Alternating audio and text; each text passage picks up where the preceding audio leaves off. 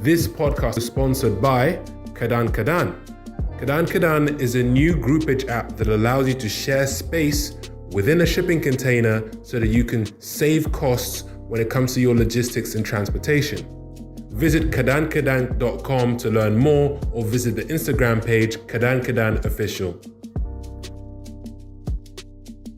Good morning, good afternoon, good evening, everyone. This is Malobi from the Kadan Kadan podcast. And today I have a very special guest, Luther from Pricepally.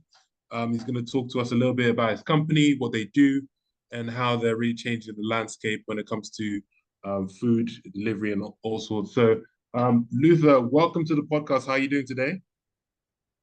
Very well. Thanks for having me. It's been a long time coming to this, but happy to be here now. Same here, same here. I'm really looking forward to learning about your company and what you do. Okay, so what I like to do in this podcast is I like to let our guests sort of introduce themselves and what their company does in their own words, and then we can sort of kick off the questions that I have here. So, can you tell us a little bit about Price Pally, what you do, how you started, and what your kind of role is in Price Pally? Okay. Thanks for your question. My name is Luther Lawi. I'm CEO at Price Valley. And what we do at Price Valley is enable access and affordability when it comes to food, with a focus on fresh food. So we do have, a platform, a website and apps, and also a chatbot where consumers, businesses can access several products and be able to have them delivered to them, uh, each free, and also with the assurance of the quality, the safety, and the affordability of the produce. That's what we basically do at Price Valley, but there are, many ways we go around it. Um, we serve both consumers and businesses. We worked on models that aggregate consumers together to buy in bulk and split. We've walked around with general e-commerce. We walked around several, family shopping missions, if I can put it that way. Families needing produce or on a monthly basis, or businesses needing on a weekly basis. All of that. We just try to build a platform that enables, people be able to get access to affordable fresh food items. That's what Priceable is about at this point, of its journey. Thank you so much for that. And can you tell us a little bit also about how it started? What's the story behind that? Yeah. Why did you decide to tackle this problem?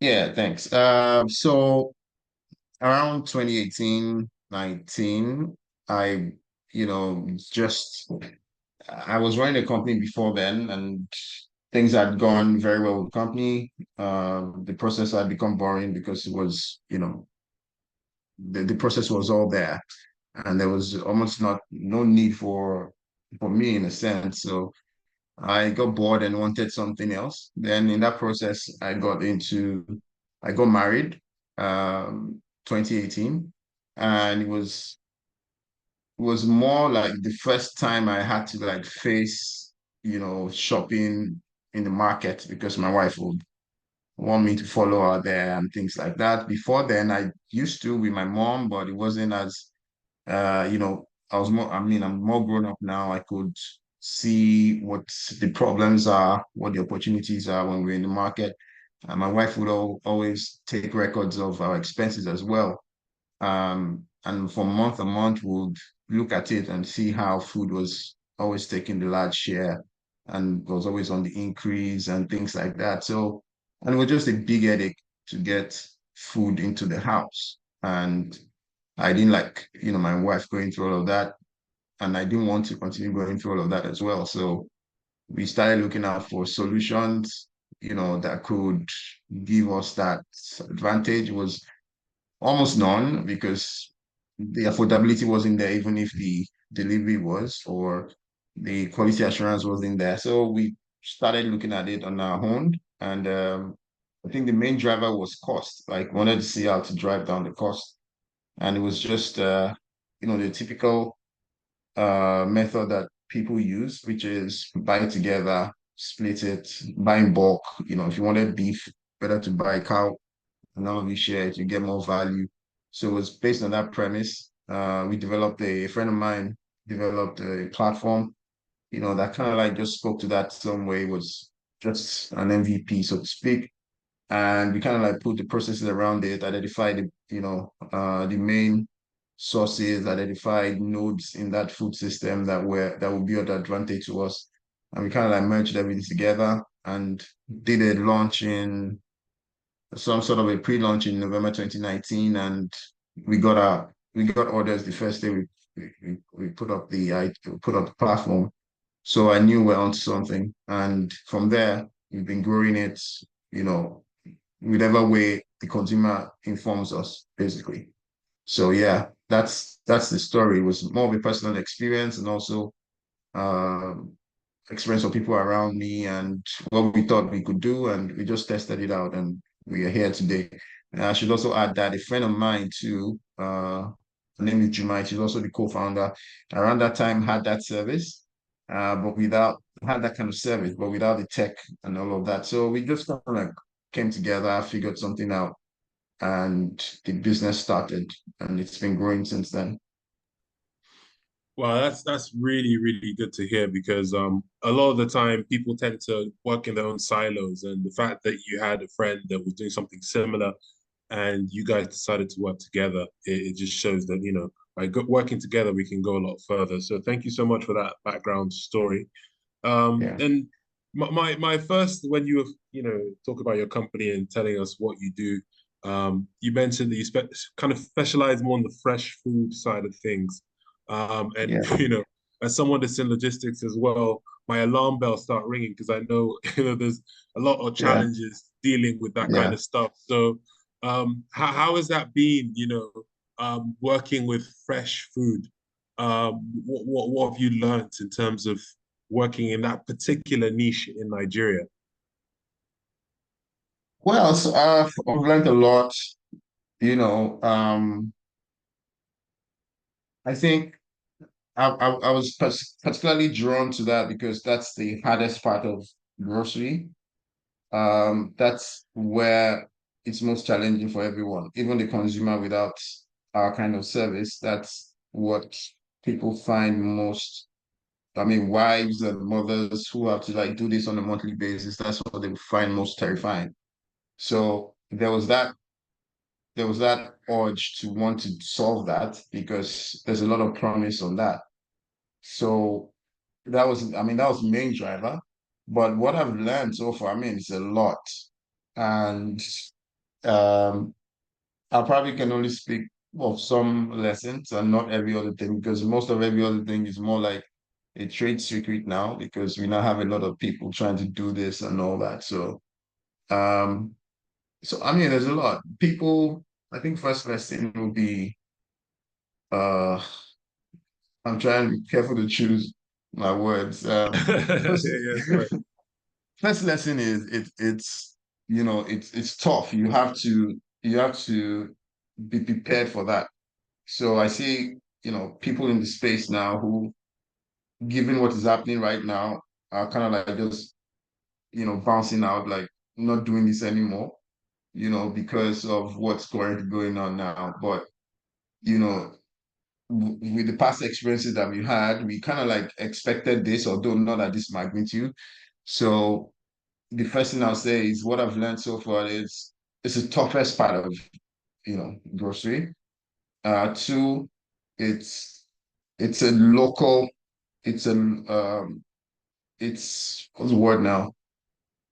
It's you can apply what what happens elsewhere here because of the peculiarities of the gaps that we have in our system. Nigeria is where it's possible to own the food system. It's possible for a private company to own the food system in Nigeria. Outside of, in developed countries, that's impossible because there's somebody in charge of this. There are governmental organizations taking care of this. There are private, there are established institutions in every of those value chains. But in Nigeria, there's nothing. Like from one end to another, there are gaps there. So there's a lot to be filled. That's one thing. So it's better to really focus on one end and build that capability to the best of your ability. Because when you build that, you solve for many other people. Say, for example, we've built that retail end. So a lot of we have, a lot of demand on a daily basis, because we've built that. So right now, enough of what farmers want to sell and all of that. We have, I mean, there are people who can leverage on what we built so far. And that's just one section of and perhaps even the easiest section of the value chain, like that retail end, like to the end consumer. There's the production part, which has several problems. There's the, like, logistics part, which has several problems. There's the, storage, which has several problems. There's the input. So it's a lot of multifaceted problems that you have to like hone down on one aspect of it and grow that out to be able to solve other areas. It's one business opportunity where you have to like be many things to solve. You have to, at some point, with what's going on now, Price Valley is thinking maybe we should own farms. You know, it's not there yet, but it's looking like, look, we can't face this thing again next year. The assurance that this will not get worse is the only way to mitigate it is probably if you own yours. But that's just something to consider. I mean, that we're considering. But so I'm just trying to say that it's better to own down on one aspect and not try to do everything. It's better to be very flexible, work with as many people that can lift the lever as it pays you. Right now we've discovered that we are able to bring in more, value chain players in our system now because it's gradually growing. At some point back then, when someone would tell me, I can move items for you from the north, blah, blah, blah. At that point, demand wasn't as high as what we have now. At that point, um, even the concentration of the work of our systems to be able to take in supply at that time wasn't there. So, but right now it's there. So there's a gradual process to that as well. You might want to start off today and want to see like, look, I'll just work with 1,000 farmers and all that, but that has its own madness. When we started, we couldn't like get to farmers. We started with suppliers, wholesalers, blah blah blah. Then we started deepening. So it's one space you have to come into, then learn. There has to be a learning, like every space, but this is quite a lot deeper because of the problems that you have on a daily basis. That's very, very crucial to solve.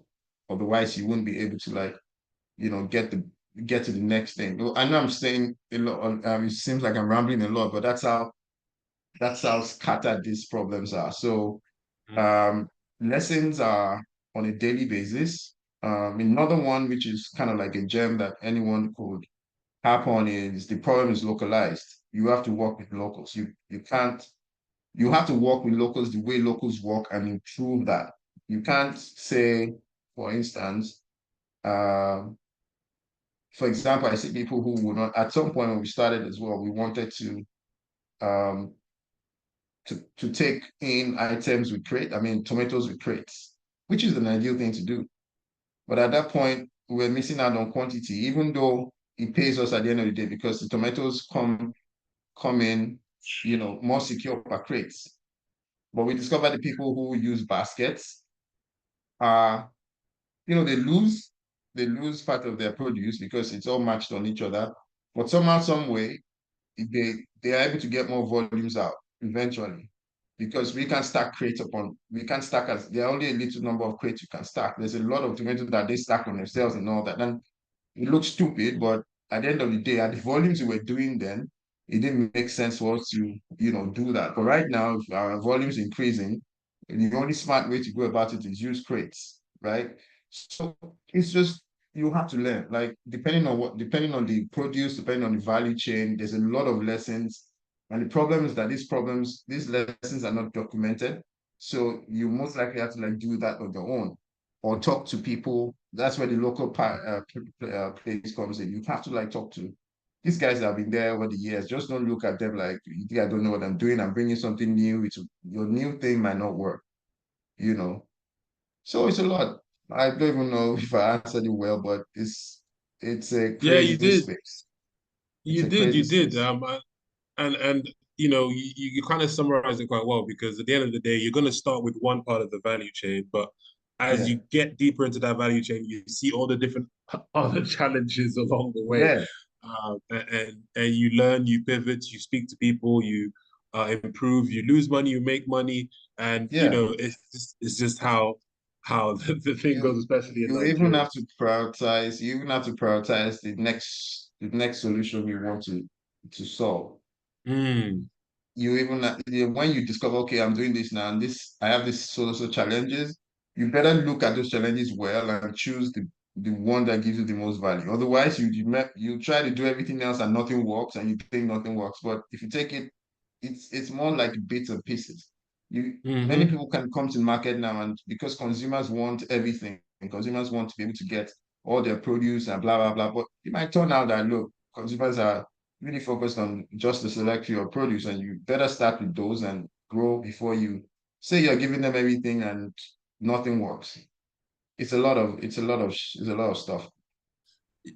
that's actually a gem right there. The prioritization piece Yeah, there's a massive temptation to do many different things, but yeah, you have to look at the numbers. You have to see what actually is going to give you a value for your money. So that's actually yeah, very well said.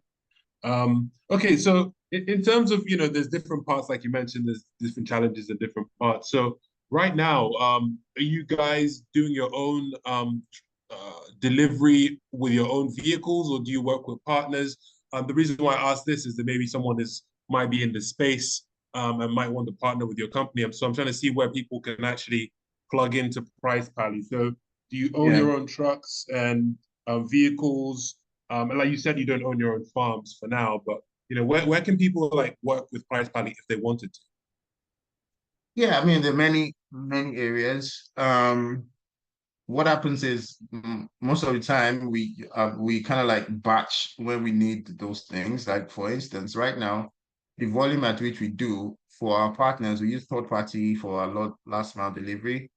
Um, that's like what works best for us. And ideally, we want to use more ideal vehicles and things like that. But what works best for us now are individual vehicles. Like um, people we have working for us are usually do Uber, Bolt, and things like that, but they now permanently work with us for our last mile. For our first mile as well, we do have partners, but most times it's partners that these farmers already work with. We don't try to reinvent the wheel when it comes to stuff like that. We try to take uh, as less problems as possible. If there's a farmer who is farming to supply us already has a driver who he uses, good. Let's use your driver as long as you deliver right and all of those things. So right now there are opportunities. Well, I'm not sure of the number because we're always recruiting and things like that. But there's opportunity um, within the first mile delivery space. Um, you know, we are working with partners in that sense. Where we are very aggressive right now is also the farmer angle.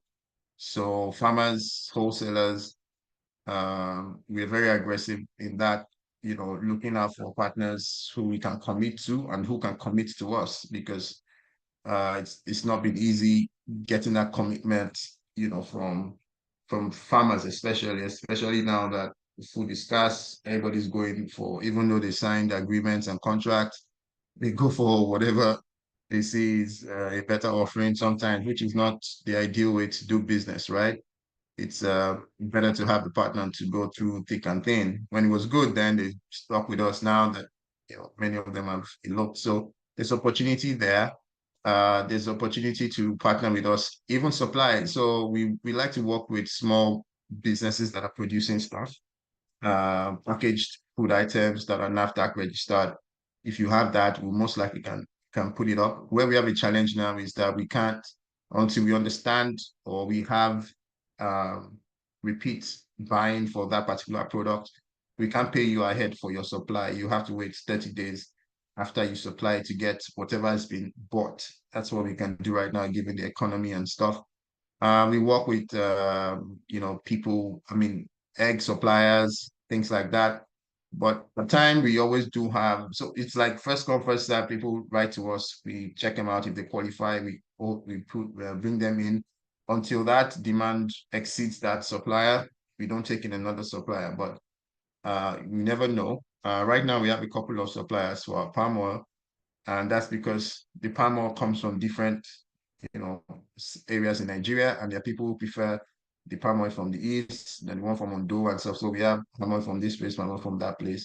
So ideally, if you want to partner with us when it comes to supplies, just write to supplychain@pricepally.com. Someone will reach out to you, do all of those necessary checks, and if it works, then fine. Poultry, fish, all of those as well. We have, I mean, we work with a lot of partners, and we know we can do this on our own. So even if it's something I've not mentioned and you think it's something that could work, supply chain at pricevalue.com, just send it in. If it's considered, the items we picked on now that we weren't planning on before, but it makes a lot of sense to have them when they were introduced to us. So we typically put them in. So in terms of supply, in terms of logistics, in terms of last mile logistics, I don't know if we need help with that yet, but from time to time we do need, when orders increase, we need to get partners and stuff. So many ways where partnership can come in. We also do have partnership in data. And so we take a lot of data, and we look for ways by which we can, you know, have other people benefit from that data as long as it's within what we can release at the moment. So there are many ways. What one thing I have to say, I have to give you your props because you've chosen not only to focus on the food space, you chose to focus on the fresh food space, and also a part of your Yeah. business is the marketplace model, which is not necessarily the easiest as well. So, can you tell us a little bit about Mm, that piece of it? You have a website, people can go on it. When I go on your website, I can choose what city I'm in. Um, you know, mhm. one thing I've realized from the marketplace model is that it's a kind of chicken and egg thing, right? You need enough products on the marketplace or Yeah. suppliers on the marketplace, and then you also need a lot of demand for the whole thing to work. So how has that Yeah. balance been, trying to balance both sides of it? Because I know it can be quite difficult. Yeah. So the marketplace for us is more like a side piece. So we're direct e-commerce, right? So all the fresh food that you see on our platform comes through us. Like we already own them before it's sold to you. We already got it from the farmer, Mm, paid the farmer before it's owned to you. So the other side of it are for the FMCG bits, or or small businesses who have plantain chips or something that families can pick on when they buy as well. So that's how it works for us. I also know the marketplace is ridiculous. Like I don't think you can successfully run a marketplace for fresh food in Nigeria today. The efficiency can be there. You have to be in control of, how this thing gets to the customer. Because if you put mm, up a tomato from some guy as of today, you rest assured that it just doesn't work. With the way things are in the country, the marketplace proposition right now would be I mean, to me, that's why we never, that was part of the thought as well initially, that maybe you have this and just connect people and all that. It never works. Even the big guys that tried it, you know, it just never works. The Nigeria is not there yet, but I don't know I'm sure some people will not agree with me on this, but to me, I don't think you can run a marketplace successfully, especially for consumers in Nigeria today. If you're looking for it to be efficient, for it to be smart, for it to, it's just, except you are offering like just the delivery service to an already um, say for instance, pick up items from restaurants. That's some sort of a marketplace. You grab many restaurants and pick up, but you know that the restaurant takes care of, what's coming out of that place. You just have to deliver, But if you are to put up one guy in Mount 12 with his food items, nah, it won't work. mm. Yeah, So thanks. that's my thought around that. Yeah, thanks for the But clarification, actually. And that actually leads to a question I was going to ask you. Like, there's been companies like Jumia, Konga, yeah, and different sort of marketplaces. So is that the main difference between your company and theirs? Can you explain for the layman that's listening to this, how is Price Pally, aside from the fresh food, different yeah. from a Jumia, for example? Yeah, so I think if the fresh food is the biggest one, which you put Mm, aside, that's like the biggest part. So Juba and Conga are not playing in that space. Um, yeah, so we are not a marketplace. That's a distinct, the operation is more of direct to consumer, which is probably I'll say about 90% of our revenue. The 10% comes from this, people who we, for instance, all the items we have that are from other suppliers, which I consider, the marketplace model.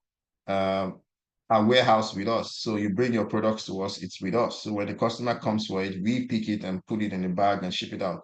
We are not waiting uh for someone to go pick up from your side before it takes it to, that's not so that's like a very difference. And the product offering too is different. The direction is also very much different. We're not looking to, do everything that Jumia and Co are doing. I think they've already done a good job doing that. We wouldn't want to compete where they're already taking the market in a sense. yeah, well said, well said. Okay, and just to kind of sort of round things up, you mentioned, the farm aspect is a bit of a challenge right now. Yeah. Can you talk a little bit about that? I mean, we obviously see what's going on today in Nigeria when it comes to Yeah. tomatoes prices going up and other fresh foods. So, what really do you think can be done to improve the kind of farm production side of things in Nigeria, whether it be private sector or government? What do you think can be done to actually make the value chain better from a farm perspective? It's a massive question in the context of Nigeria. So what needs to be done is not new, it's already been done in many other countries. I think what's missing, has been missing, is the willingness and the funding and the, you know, doggedness to make it work from several, players that need to play their part. The government being the biggest player, which to me, it's a lot lacking on their end. So, but for us, some of the things we were thinking about, um, which are just ideas that we are playing around with, is to be, well, this part is not an idea, it's something we already put in motion, is to work directly with our farmers and feed them smart, data to make them smart. So some of those we are contracting now are going to be farming for Price Valley, given the data Price Valley is sharing with them, which is the type of produce, the quantity of produce. For example, by December, we have an idea, with maybe a margin, an error margin of say 5 or less than 5%. We know the quantity of tomatoes that we need by December, for instance. So 3 months prior to that, we can have a farmer start farming to meet that demand, or groups of farmers to meet that demand. So that's on one side. Another side is operationally. How do you make that work? Because the model that's many places, many people use now that's currently working is, you go aggregate from several farmers to one spot. But from our experience, it's costly to do that.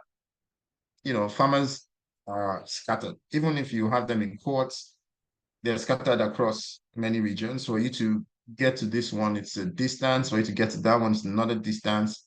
For you to bring it all together, it's a massive cost just to aggregate that demand before it's even sent out.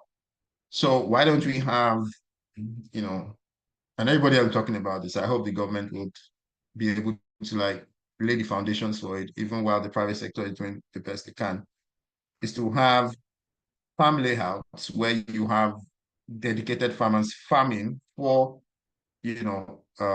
Price Valley, such that aggregation is immediate. Like the harvest is ready, it's aggregated right there on the spot and is moved to where the demand is needed.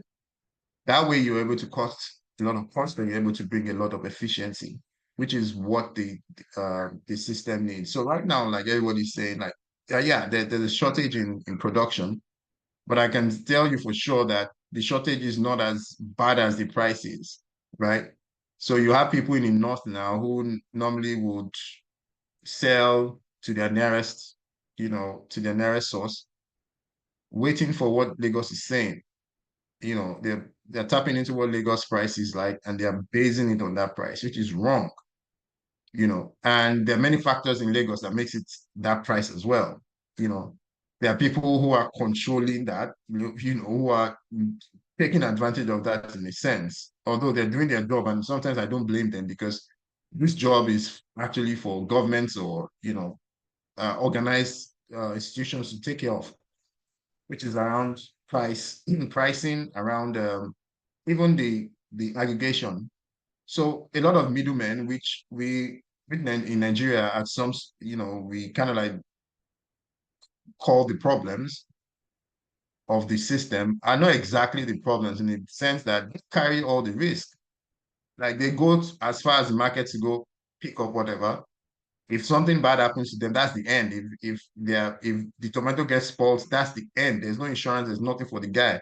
So and he wants to call back the next day. So they double on their prices, drop it with the next middleman.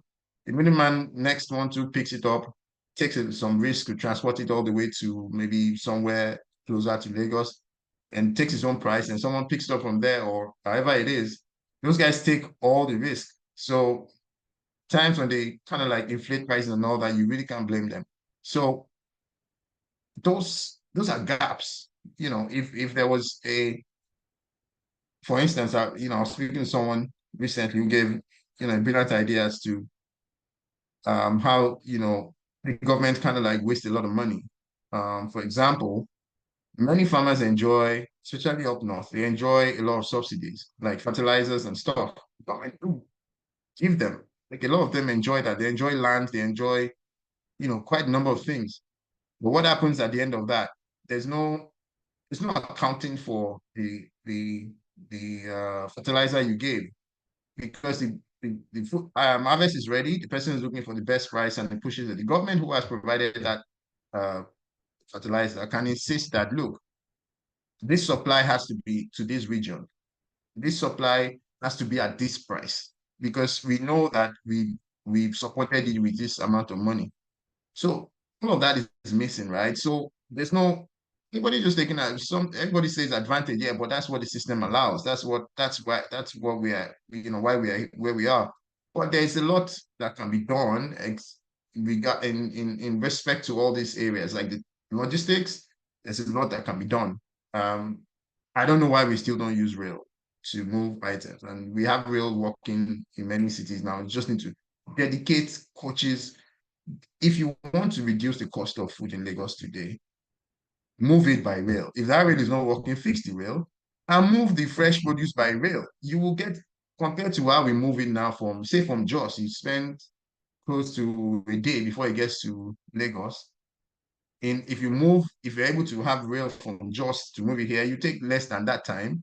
You would have more produce than you would have on the truck. You would have more freshness than you have on that on the truck. So the foundations, the infrastructure, it's just everything boils down to Nigeria being a problem, right? So, but there are lots that can be done, and there's a lot of opportunity. There's a lot of opportunity from, how we even organize the farming, how we're able to help farmers share resources. Like if 1,000 farmers are farming in a cluster close to each other, they can share the same water source, they can share the same fertilizers, they can share the same inputs, you can have data, you can trace the food items, there are many things you can do just by putting them together, which makes harvest easier, which makes losses, waste reduced. And you can have a system where those things are shipped or terminals where those items are shipped to, where wholesalers can come to pick up and move to wherever they're taking it to. So it's not like a headache of anybody anymore. And in that place, there can be regulation of price. And by the time a wholesaler buys from there and it goes to sell at a ridiculous price somewhere else, you can challenge him that you bought this thing here. It didn't cost you more than this to transport it. Why are you selling at this price? One of those things everybody wants to have as the solution to this is there. There's no, there's no, you don't have to think outside any box. Look, everybody has done it. Israel did it 40 something years ago. You know, it's everywhere. It's not a magic thing. It's just that, I don't know, we're just not there yet. And that's what I said when I was speaking to you earlier. Like, it's Nigeria where you can literally own the food system. If somebody brought in money and all expertise in today and is able to do all these things at once, the person becomes the Dangote of food. Like Dangote owns, the cement market right now. You can actually do own it, and ideally, it shouldn't be. It's not right. Like something a private company shouldn't own the majority shares of how food is dish, but it looks like that's what's going to happen eventually in Nigeria. And it's a big opportunity anyway. I wouldn't mind to own it, but it just doesn't feel ethically right. Yeah. Yeah, well said, well said, and thank you so much for going in depth and providing a lot of examples of where things can be improved. And Yeah. so, just to ask you a kind of final question, what's next for Price Pally? I know you don't have to share any trade secrets or anything, but where do you see in the next sort of few years you guys expanding into? Are you thinking new markets? You thinking new cities, Yeah. products, etc.? Can you tell us a bit about that? Yeah. So we're really looking to deepen our capacity when it comes to sourcing, which is pushing us in the direction of probably owning farms. But I'm very skeptical about that because we've had companies do that and it didn't pan out well. It's another headache on its own, right? But yeah, there's a possibility that happens. There's a possibility we expand to more cities in Nigeria. Um, we we we we probably can expand outside of Nigeria soon, but I would want to solve in Nigeria first, across the major cities, for many reasons, not just because I'm Nigerian. The opportunity in Nigeria is just a lot more compelling than many other African cities right now. But yeah, outside of Nigeria, um, there are opportunities in Nairobi.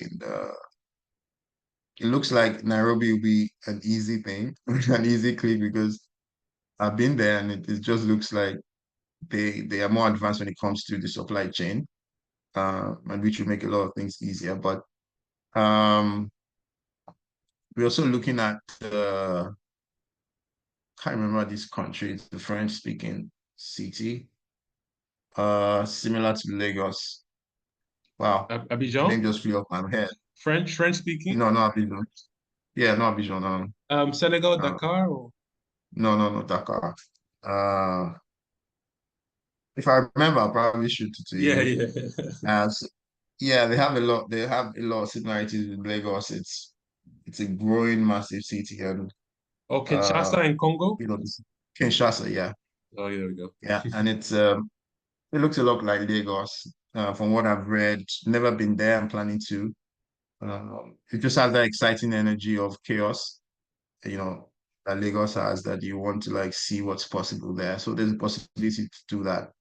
Um, there are things around. We're launching our new platform soon. It should have been launched a while back, but we're taking our time to make it the best. So it's going to be a new experience. That should be sometime this month in June. Um, we're looking to expand. We probably can do physical retail as well, like become an omni-channel at some point, because of the level of supply capability that we need.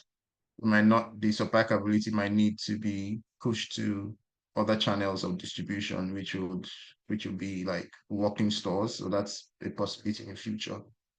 Um, yeah, I mean, that's about what I think right now. But there's a lot of opportunities ahead, and we want to be right in front of those opportunities so that Price Valley gives its offering as much as possible. Fantastic, fantastic. Well Yeah. said. Thank you so much, Luther. This has been an amazing conversation. You've given us a lot of gems, a lot of insights, and I'm very happy that you came on this podcast. Just before we let you go, can you give us some socials, how people can reach out to you? I know Yeah. you give an email for like supply chain, but any other like social media handles? Yeah, well, for Price Valley across all social media handles on X or Instagram or Facebook, it's Price Valley. My personal email, Luther@pricepally.com. If it's important, just shoot me an email. Yeah, I think that usually works. I'm almost all the time on my mail, so I'll definitely get the email. Perfect. Thank you so much, Luther. Enjoy the Thank you. rest of your day. Thanks again for coming on the podcast, and I wish Pricepally all the success in Thank the you very very challenging much. economy. But I'm sure you guys will Yeah, do very well. Thank you so much. thank you. This podcast is sponsored by Kadan Kadan.